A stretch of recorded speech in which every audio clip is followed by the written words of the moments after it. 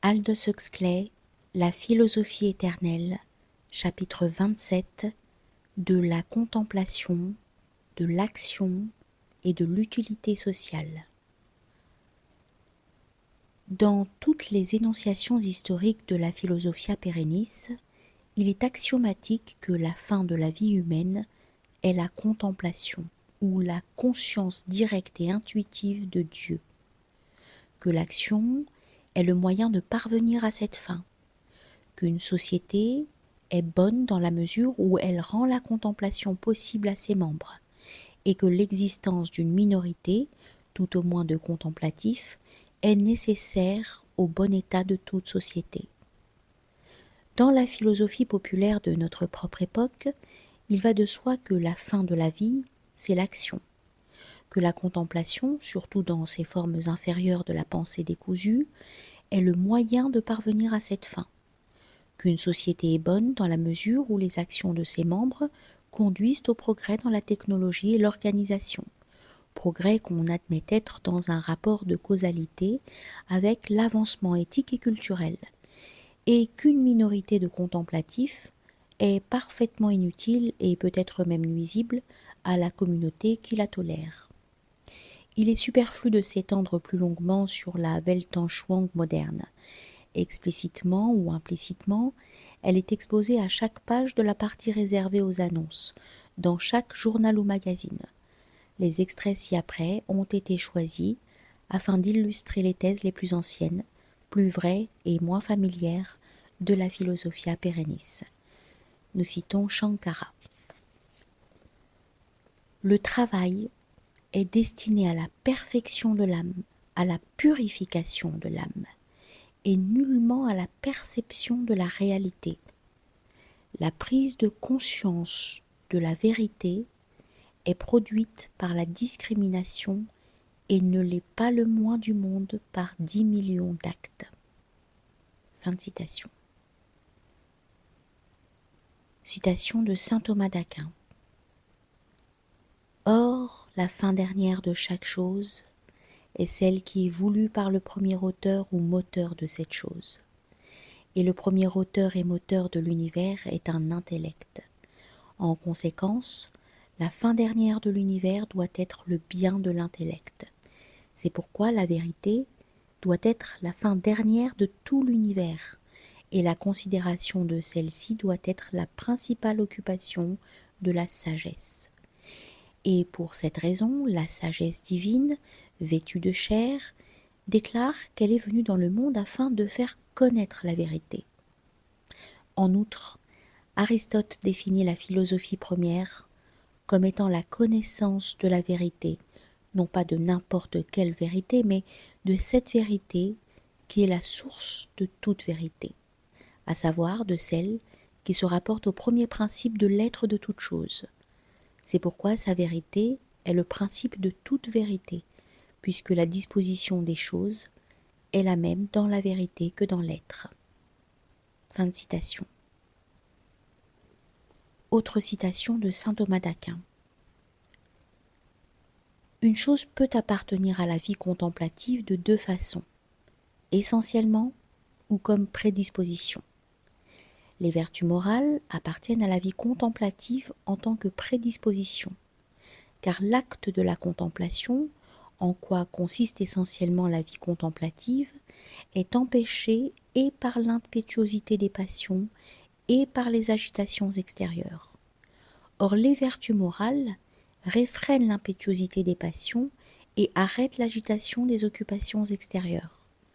C'est pourquoi les vertus morales appartiennent à la vie contemplative en tant que prédisposition. Fin de citation. Citation de Walter Hilton.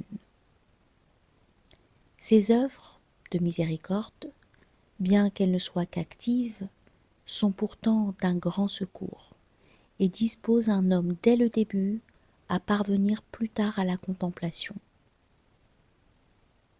Fin de citation.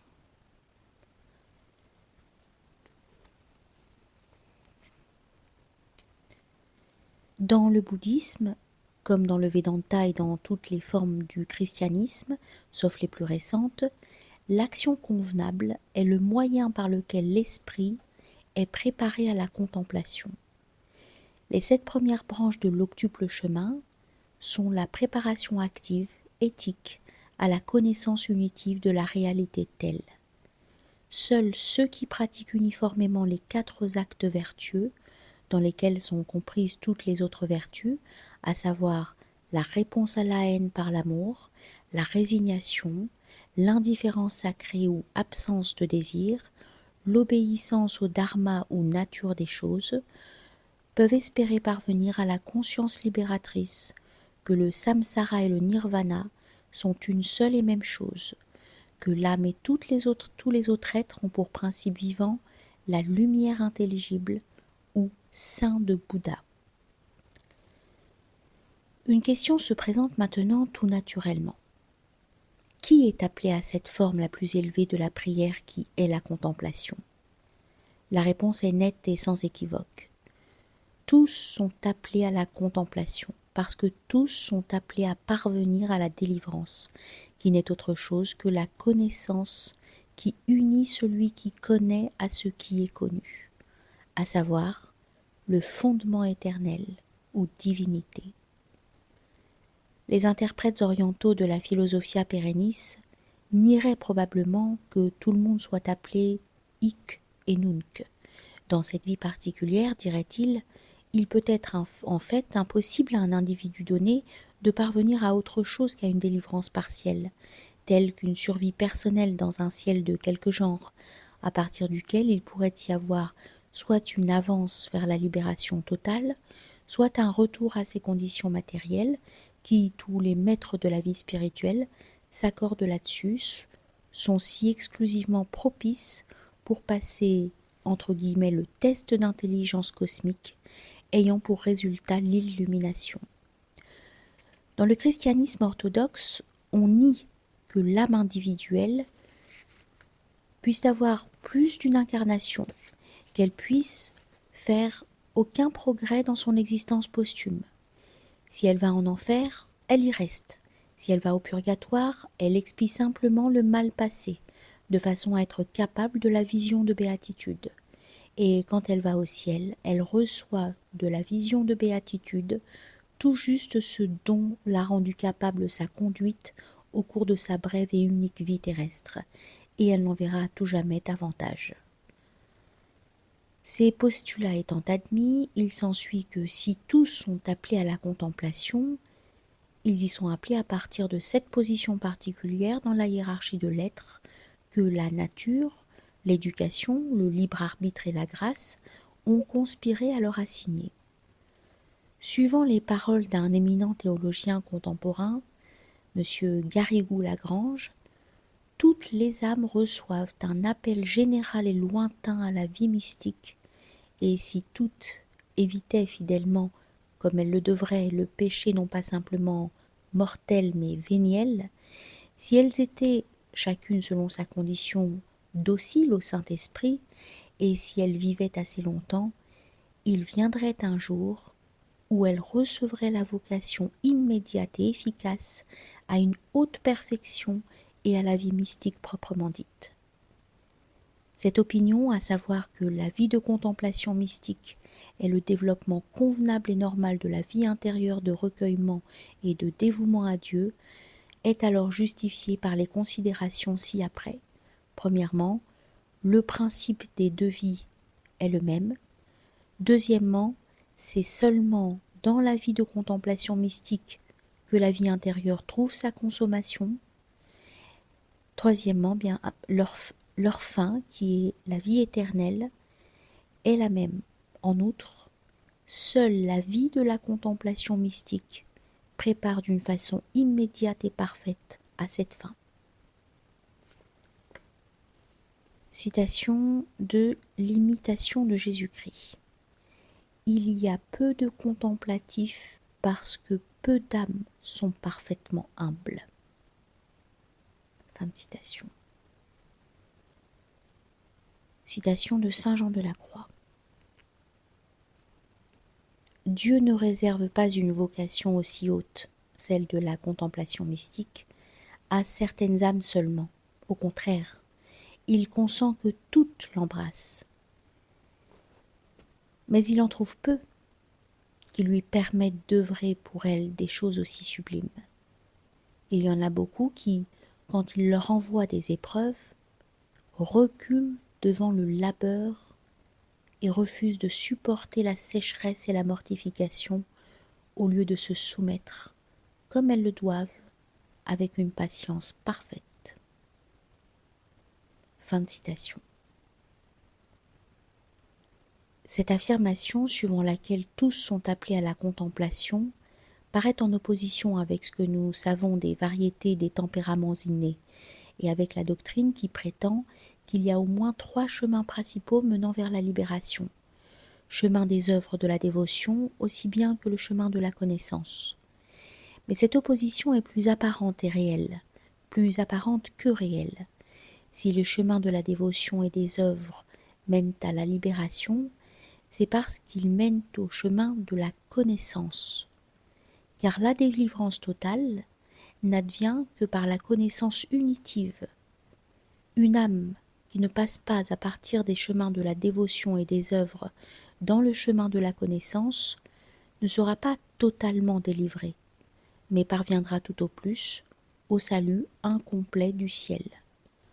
Arrivant maintenant à la question du tempérament, nous constatons qu'en fait certains individus sont naturellement attirés à attribuer l'importance capitale, doctrinale et pratique à tel point, et certains autres à un autre point. Mais bien qu'il y ait des dévots nés, des ouvriers nés, des contemplatifs nés, il n'en est pas moins vrai que ceux mêmes qui se trouvent aux limites extrêmes de l'excentricité du tempérament sont capables d'utiliser les chemins autres que ceux vers lesquels ils sont naturellement attirés. Étant donné le degré voulu d'obéissance aux directives de la lumière, le contemplatif né peut apprendre à purifier son cœur par les œuvres et à diriger son esprit par l'adoration, centrée sur un but unique. Le dévot né et l'ouvrier né peuvent apprendre à rester tranquilles et à savoir que je suis Dieu. Nul n'est nécessairement la victime de ces talents particuliers. Rares ou nombreux, de telle trempe ou de telle autre, ils nous sont octroyés pour être utilisés à parvenir à une grande fin unique. Nous avons le pouvoir de choisir entre leur bonne ou mauvaise utilisation, de la façon aisée et la pire, ou la plus difficile et la meilleure. Nous citons saint Thomas d'Aquin. Ceux qui sont mieux adaptés à la vie active peuvent se préparer à la contemplation dans la pratique de la vie active, tandis que ceux qui sont mieux adaptés à la vie contemplative peuvent prendre sur eux les œuvres de la vie active afin de devenir encore plus aptes à la contemplation. Fin de citation. Citation du Buddhaghosta. Celui qui est fort en foi, faible en entendement, mettra en général sa confiance en des gens bonbonnariens et croira aux mauvais objets. Celui qui est fort en entendement, faible en foi, penche vers la malhonnêteté et sera difficile à guérir, comme une maladie causée par un médicament. Celui chez qui les deux sont égaux croira à l'objet convenable. Celui qui est fort en concentration, faible en énergie, est envahi par l'oisiveté, puisque la concentration participe de la nature de l'oisiveté. Celui qui est fort en énergie, faible en concentration, est envahi par les distractions, puisque l'énergie participe de la nature de la distraction. C'est pourquoi ils doivent être rendus égaux l'un à l'autre, puisque c'est de l'égalité entre eux que provient la contemplation de l'extase. L'attention doit être forte partout, car l'attention préserve l'esprit de la distraction, dans laquelle il pourrait tomber, puisque la foi, l'énergie et l'entendement participent de la nature de la distraction, et elle le préserve de l'oisiveté dans laquelle il pourrait tomber, puisque la concentration participe de la nature de l'oisiveté. Fin de citation. Il convient de faire remarquer ici, à titre de parenthèse, que Dieu n'est nullement le seul objet possible de contemplation. Il y a eu et il y a encore de nombreux contemplatifs philosophiques, esthétiques et scientifiques. La concentration à but unique sur ce qui n'est pas suprême peut devenir une forme dangereuse d'idolâtrie.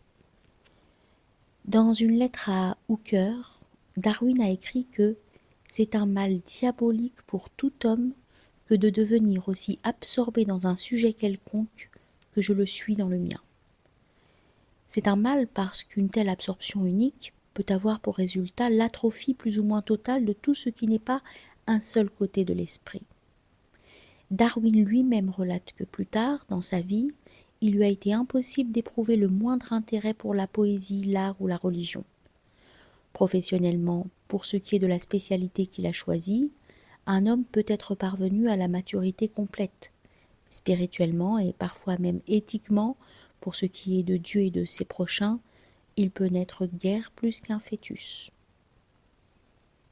Dans certains cas où la contemplation à but unique se rapporte à Dieu, il y a aussi le risque que les capacités inemployées de l'esprit ne s'atrophient. Les ermites du Tibet et de Thébaïde étaient certainement centrés sur un but unique, mais avaient une unicité d'exclusion et de mutilation. Il se peut toutefois que s'ils avaient été plus véritablement dociles au Saint-Esprit, il en serait venu à comprendre que la concentration à but unique de l'exclusion est, dans le cas le plus favorable, une préparation à la concentration à but unique de l'inclusion, à la prise de conscience de Dieu dans la plénitude de l'être cosmique, aussi bien que dans l'altitude intérieure de l'âme individuelle. Comme le sage taoïste, ils seraient en fin de compte revenus dans le monde, à cheval sur leur individualité domestiquée et régénérée. Ils seraient revenus mangeant et buvant. Ils auraient eu commerce avec les publicains et les pêcheurs, ou leurs équivalents bouddhistes, les sacs à vin et les bouchers. Pour l'homme pleinement illuminé, totalement libéré, le samsara et le nirvana, le temps et l'éternité, le phénoménal et le réel sont essentiellement une seule et même chose. Sa vie entière est une contemplation vigilante et à but unique de la divinité, dans et à travers les choses, les vies, les esprits et les événements du monde du devenir. Il n'y a point là de mutilation de l'âme, point d'atrophie d'aucun de ses pouvoirs et de ses aptitudes. Il y a plutôt exaltation et intensification générale de la conscience, et en même temps extension et transfiguration. Aucun saint ne s'est jamais plaint de ce que l'absorption fut un mal diabolique. Nous citons saint Augustin. Au commencement était le Verbe. Voici celui que Marie a écouté, et le Verbe fut fait chair. Voici celui que Marthe a servi. Fin de citation.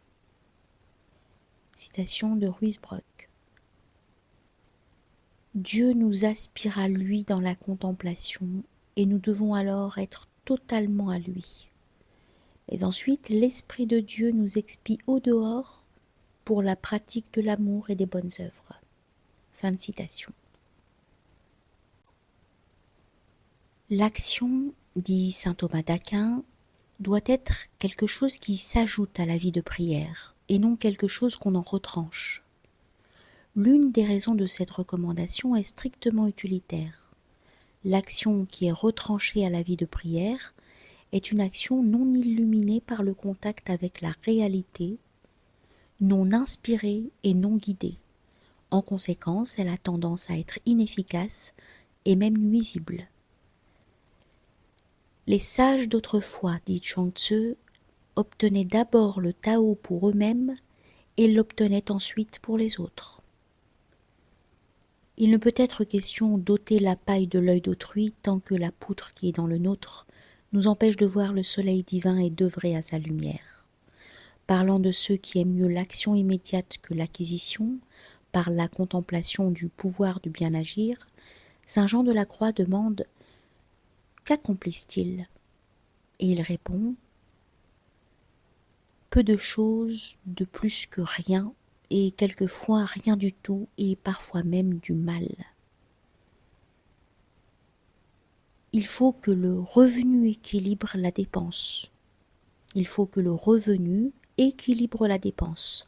C'est là une chose nécessaire non seulement au niveau économique, mais aussi au niveau physiologique, à l'intellectuel, à l'éthique et au spirituel.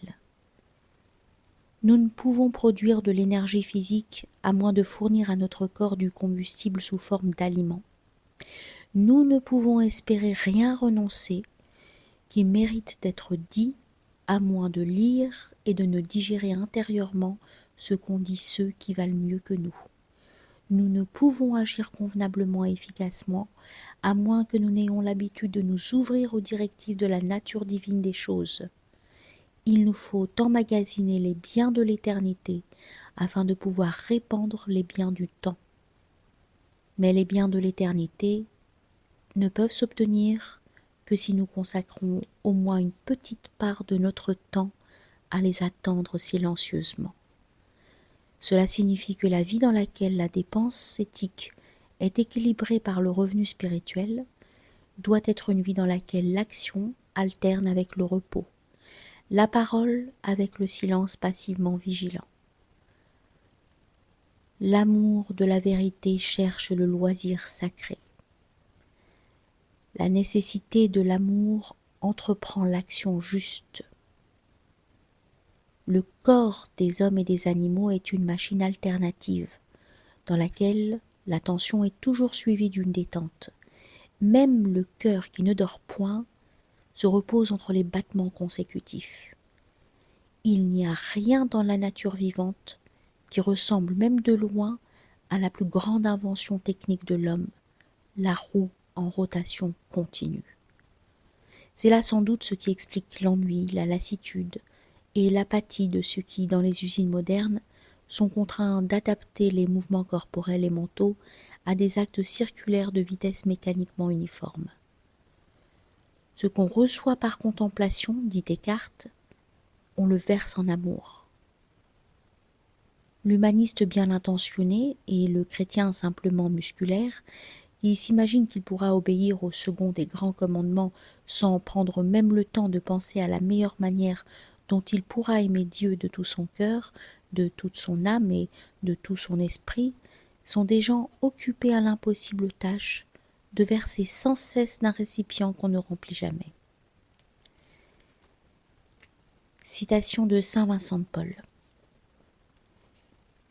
Pour les filles de la charité, elles doivent aimer l'oraison comme le corps aime l'âme. Et tout ainsi que le corps ne saurait vivre sans l'âme, de même l'âme ne saurait vivre sans l'oraison. Et tant qu'une fille fera l'oraison comme il faut le faire, oh, qu'elle fera bien, elle ne marchera pas, mais elle courra dans les voies du Seigneur et sera élevée à un haut degré d'amour de Dieu. Fin de citation. Citation de Philon. Les ménages, les villes, les pays et les nations ont joui d'un grand bonheur quand un seul individu s'est préoccupé du bien et du beau. De tels hommes non seulement se libèrent eux-mêmes, ils emplissent ceux qu'ils rencontrent d'un esprit libre. Fin de citation. Des opinions analogues sont exprimées par El-Razali, qui considère les mystiques non seulement comme la source ultime de notre connaissance de l'âme et de ses capacités et défauts, mais comme le sel qui préserve les sociétés humaines de la corruption. À l'époque des philosophes, écrit-il, comme à toutes les autres époques, il a existé quelques-uns de ces mystiques fervents. Dieu n'en prive point ce monde, car ils en sont les soutiens.